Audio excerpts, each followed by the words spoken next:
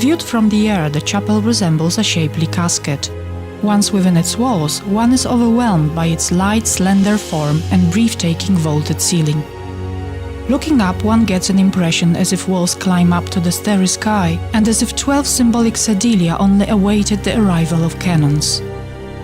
However, it takes a moment to register that actually this sense of order and ideal Gothic proportions have been disturbed. Ornamental arch recesses, which should be at eye level, hang on the wall, while the parquet floor on which you stand crosses the lower vault perplexingly. This is also the case with the mysterious portal opposite. The Silesian Sainte-Chapelle, also called the Pearl of Silesian Gothic architecture, evidence of the magnitude, wealth and position of Racibórz Castle in the 13th century, has a history characterized as much by misfortune as by prosperity. Throughout the centuries, it has been consumed by fires, destroyed by floods and enemy armies. Traces of time passage and the crime of neglect have left their merciless imprint on it. Yet it still stands, and today, 8 centuries later, it still charms and delights.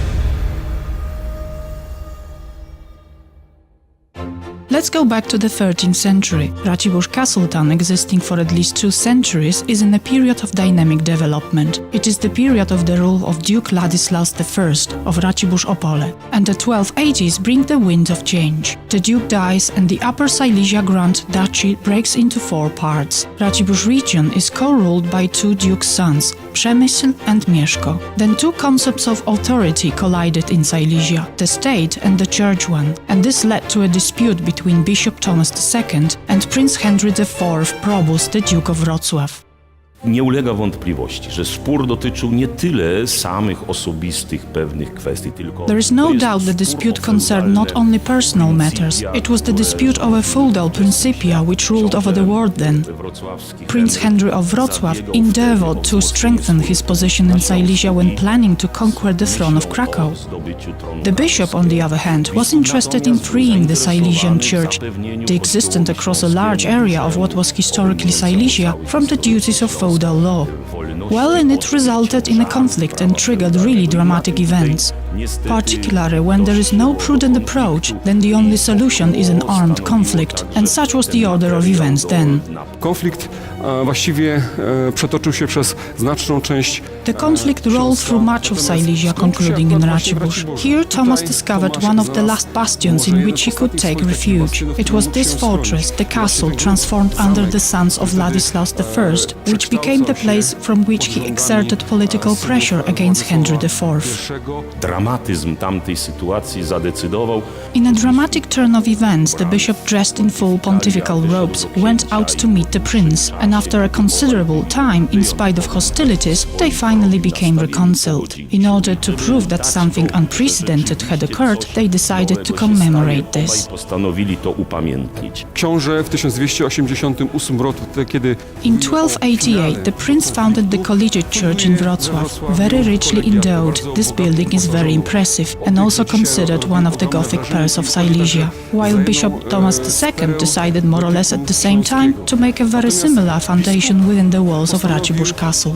There is a discrepancy in historic sources as to the exact day the Racibórz Collegiate Church was founded. It was between 1288 and 1292, with 1290 given most often. Bishop Thomas II made peace with Henry, but with his choice of the patron saint of the chapel he indicated what might be the results of a dispute over authority. That patron saint was his namesake, martyr, who died in the fight with the state, St. Thomas Becket. Przykład świętego Tomasza Becketa jest nie pojedynczym przykładem.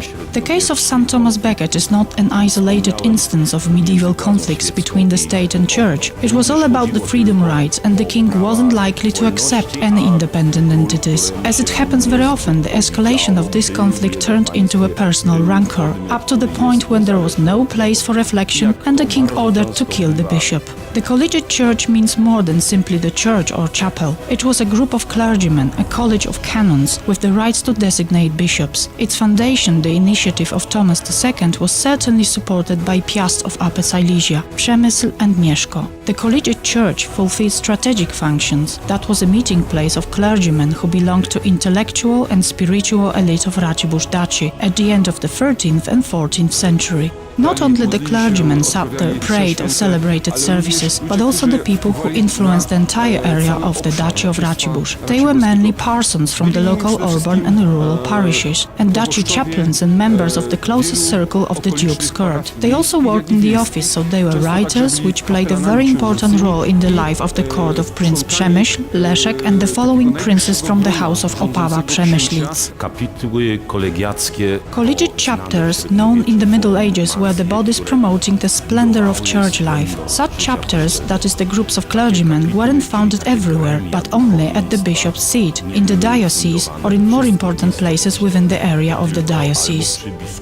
Powstawały w miastach. They were founded in wealthy cities or towns. Racibórz at the end of the 13th century, a prospering capital city of the duchy, occurred to be a convenient place to found a collegiate church so that it could develop.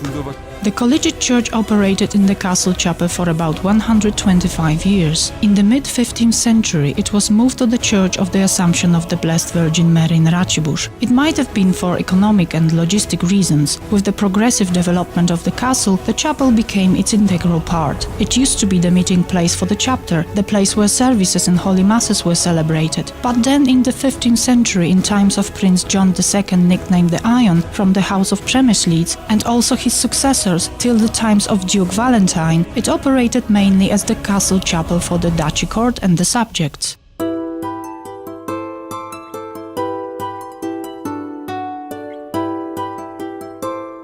The castle chapel in Racibórz is the example of Gothic architecture, according to the experts, a true pearl. Tak dużo gotyku zachowało się w niewielu. Few churches preserved so much of the Gothic style. Here we have a true pearl, something which in the literature is called the Silesian Saint-Chapelle, and it really resembles Saint-Chapelle and its spirit. The chapel was identical to the collegiate church of St. Cross in Wrocław. It also drew the style from the Moravian circle. Wzoruje się na kaplicach. It draws from the styles of the chapels founded by Bohemian King Przemysl Ottokar II at the Cistercian monastery in Zlata Koruna or in the Bezdierz Castle and in many other places. So this chapel features both Bohemian and Austrian architecture. The crucial fact is that the local Silesian styles are also present, since many architectural details resembles the one met in the chapel of St. Jadwiga at the Abbey in Trzebnica. For the first 350 years of its existence, the chapel was a two-level building. The levels of the original parquet floor are indicated by the sedilia on the north wall and the preserved traces of the lower chapel's vaulted ceilings. The lower and upper levels used to be connected by stairs, entered through the preserved portal, which could be seen in the eastern wall of the chapel. The building was also longer by the thickness of the western wall. In the mid-17th century, this existing wall was raised inside the building, which was shortened by almost 2 meters, disturbing its original proportions. For centuries, the chapel was reconstructed and renovated many times. The winds of history were not kind to it, but after each blow given either by the element or enemy armies, it was renovated. Ciągle się z nią źle działo, jakby tak kolokwialnie to powiedzieć.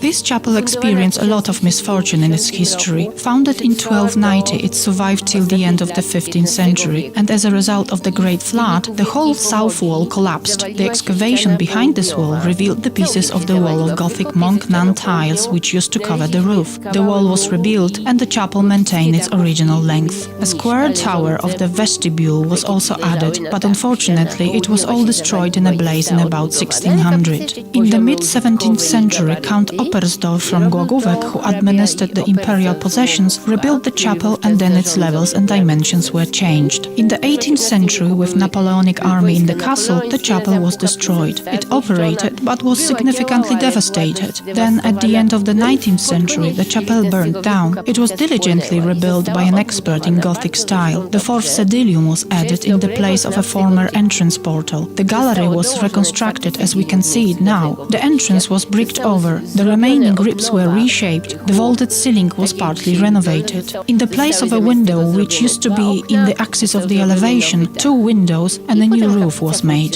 Then in the 30s it received this polychromy, known from post-war photographs. Later on it was slightly neglected, and then again the researchers started to work on it.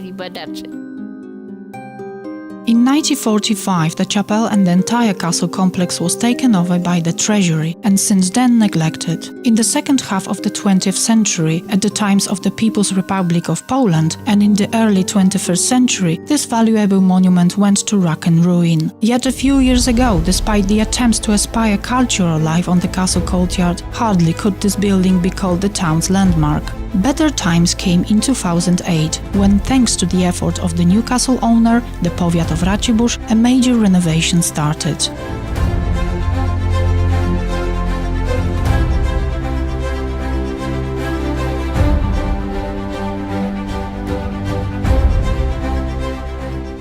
A new chapter in the chapel's history began in 1211. After the renovation of the castle, the reconstruction works began in the Silesian Sainte-Chapelle. In the course of the next 5 years, more than 2.5 million zlotys was spent for general overhaul of the chapel. It was a full renovation, from the cellar, the walls and the entrance portal, a window masonry, new stained glass windows, to the roof and its highest point, the cross.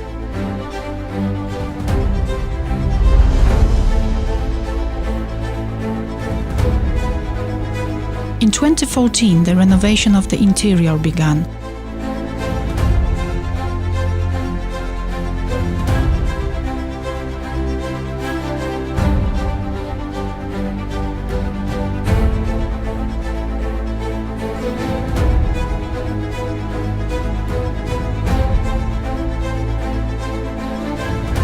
Today, the chapel is again in its full delight. Szczególnie kamieniarka tutaj jest cenna.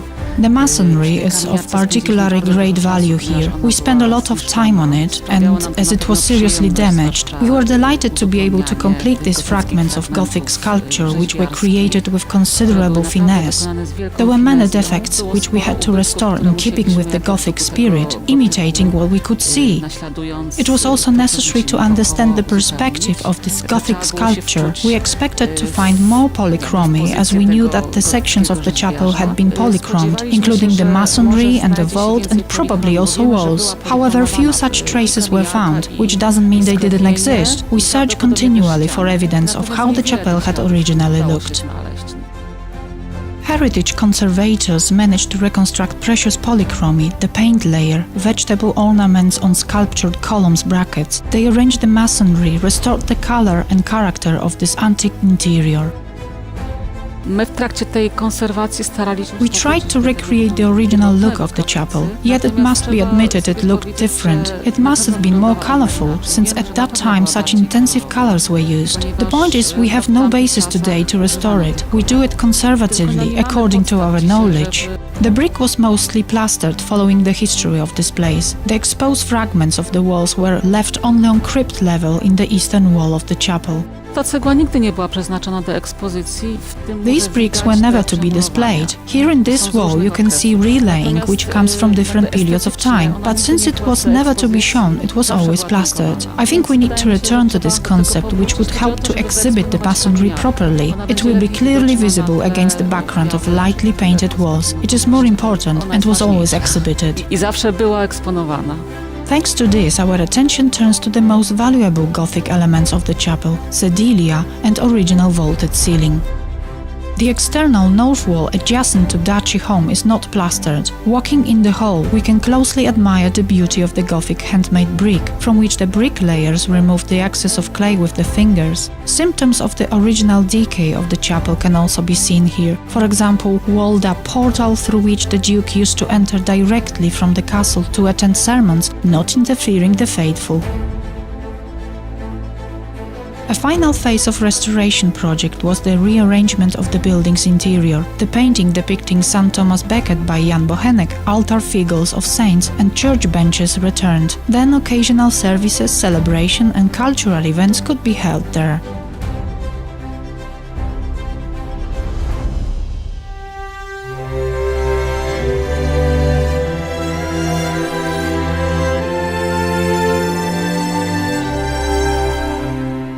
wypukłość tego obiektu, taka lekkość, która... The delicacy of this building, such a sense of lightness which seems to raise these walls towards the sky, indicates the complexity of spiritual symbols and ideas emerging from this place, which are perfectly reflective of the 13th century beliefs. It was exactly this moment which formed such attitudes and would shape our mentality for several hundred years to come. Setki lat. Every history researcher, art and architecture lover finds the sedilia particularly symbolic. Contrary to a popular belief, they are not decorative recesses for figures of saints, but seats for the priests. Tych wnęk jest 12.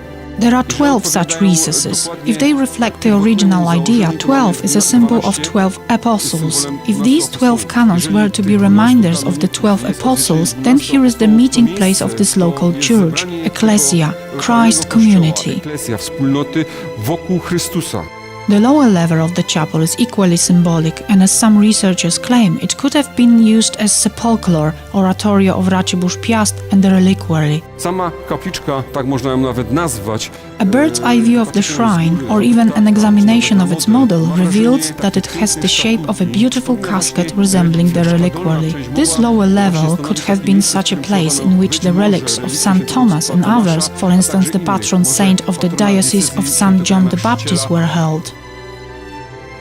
St. Thomas Becket Chapel is the most valuable monument in the castle complex in Racibórz. Every year, thousands of tourists come especially to visit and admire its Gothic beauty.